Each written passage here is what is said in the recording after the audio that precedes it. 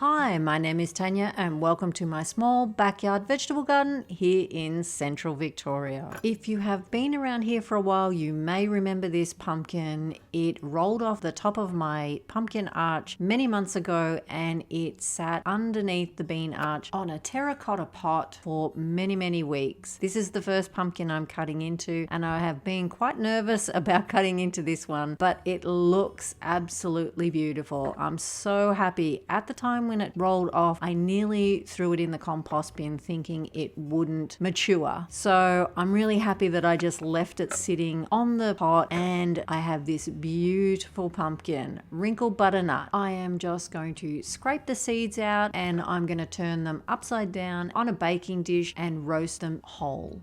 We have experienced our first frost. It's quite early for us here. It only hit in places because I have 4 lots of basil growing along this garden bed. 3 got lightly hit by the frost. This one here did not even get touched, so it must have been a bit patchy, but it just shows that it is that time of year. I was very happy that I had got an old painting drop cloth out and had been putting over my capsicums, otherwise that could have been a bit devastating.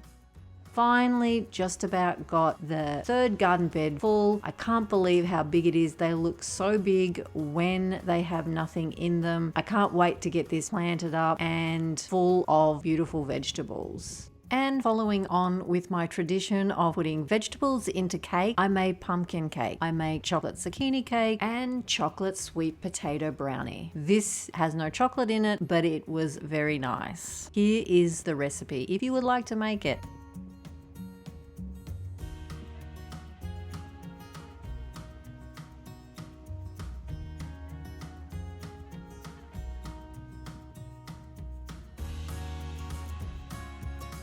I have a fair bit of work I want to get done this afternoon, but let's have a quick look around the garden at what I have been up to. I built up this edging with old bamboo canes, then put the old applewood canes back on top, then tightly packed pea straw behind the canes so the soil won't wash out during winter. I plan to add more of the pea straw at the front of the garden bed just to hold that all in place. This is only temporary garden bed, but I'm making the most of what I have and everything else will compost down like this path has. You may remember that I packed this path twice with pea straw and it was walked over and it has broken down and composted and it is perfect to add to those temporary beds. Everything has settled in well into this garden bed. The purple and green cabbages are looking wonderful. The purple cauliflower is really getting a go on. I was a bit upset that they weren't all growing at the same size at the same time, but then I realized I don't want 12 cauliflowers all the same size. In this next garden bed with the purple sprouting broccoli, it all looks a little crazy and overcrowded, but I'm using these things to deter the birds from digging the soil. And I've also trialing sowing more seeds underneath the curtain netting, and hopefully that will stop the birds from digging them out, but also help them germinate. I'm very happy with how everything is growing in this garden bed. All the brassicas are growing really well. These cauliflowers are beautiful. The leaves of the Brussels sprouts I am loving, and the raspberry canes that I put in to firm up the cauliflowers are working really well.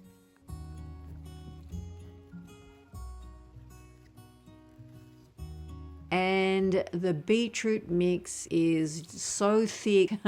I really should pull some of it out, but I cannot bear that. The rainbow chard I have been picking from. It is going really well, and I've had some birds digging in around here, so I've been just putting bits and pieces to block them, some little raspberry canes in there to stop them landing in there. It's a trial and error, so we will see how that works.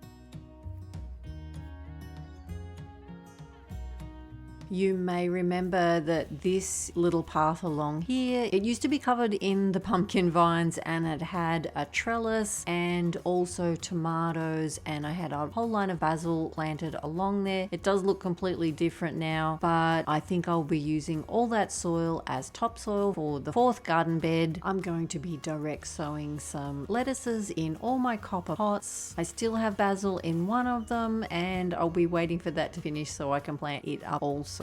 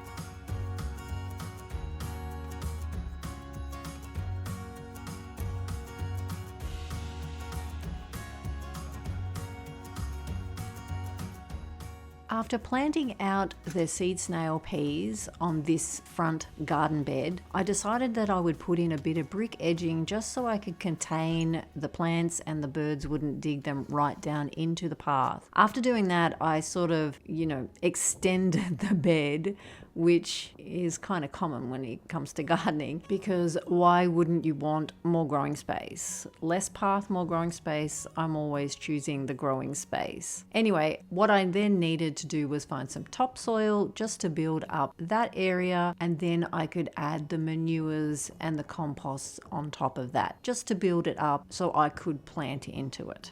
This little bit of effort not only gives me extra space to grow some leafy vegetables through winter, it also allows me to make topsoil, which you can add to any large raised bed. And what will eventually go here is my glass house, and I intend to have a raised bed, I'm not quite sure how high, but a raised bed down either side, on the inside of the glass house and on the outside. Well, that's the plan anyway. So making this soil will then be used for in and around the glass house, so it's time well spent, money well spent, and I will eventually get more benefit from it than just this winter season.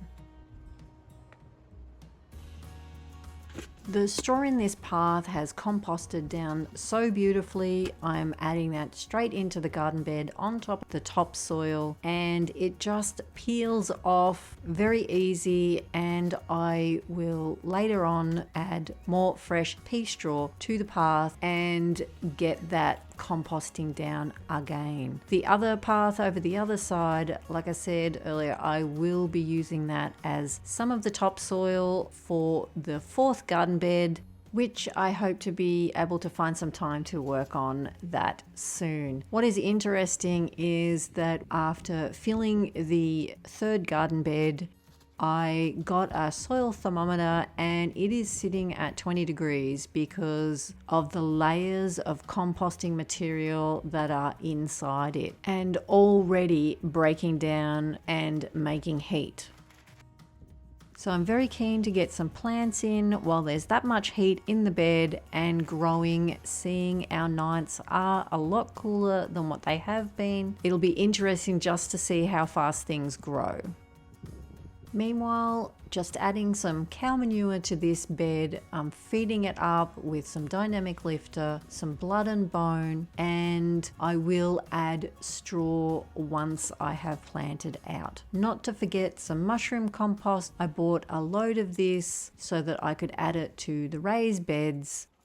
And now here I'm putting down straw for the paths, and I'm just going to wet that down, mainly to get rid of the dust because I have an allergy to it, but to start that composting off and make it easier to break up and thickly put a patchwork across the path. It will also help to keep the soil in place if we do have a lot of rain through winter. I don't want the soil washing it away. This will help keep it in place, and it won't take very long for it to settle down and become quite thin, and I wouldn't mind betting that I will add another layer to it before winter has finished.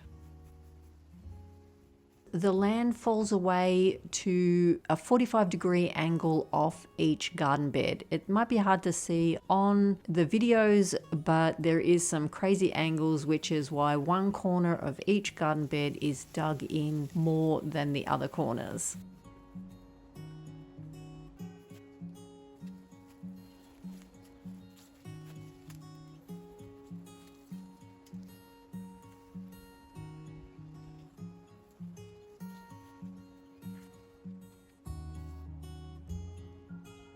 These are all the plants that I've been slowly collecting to add to this garden bed. I think the mixture of the leaves and the colors of foliage mix beautifully, and I'm going to be very excited to see them all planted out. The only three things that I had actually wanting to plant and make sure I knew where they were going to be planted into the bed was the rainbow chard, the broad beans, and the peas.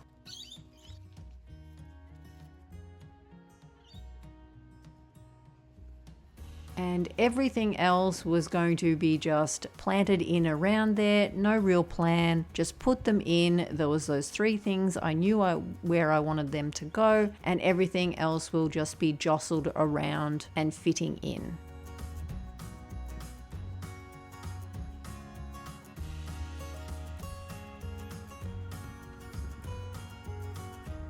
These peas were a lot later than the others that I had planted out. It's probably been 2 weeks. I'm not quite sure. I may have planted them deeper into the seed snail, but it certainly hasn't hurt them. They are looking so good and healthy. I'm happy to get them into the ground, and I love how they just break out in little clumps. They are easy to put into the ground. It's like they've already been separated for you. I cannot talk highly enough about these. If these are in a pot, the roots would be caught up around the bottom, but these are straight, and as you can see from the other peas that I planted originally out of the seed snails, they have not looked back. They are doing really good, and I'm very, very happy with them. And very glad that I just put some into seed snails just to see if I could get a couple of weeks ahead of where they would be now. If I had have waited just to sow the peas after clearing out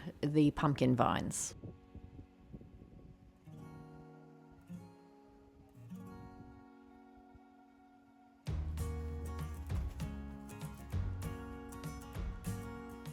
These are the broad beans that I unrolled a couple of weeks ago and added a bit more soil to them. They looked a lot happier for those couple of weeks, and as you can see, they are looking beautiful and ready to go in the ground, looking healthy, and the root system looks fantastic. So it will be interesting to see whether they continue to flourish in the ground. Hopefully, fingers crossed, they do, and it will have been worth holding them off.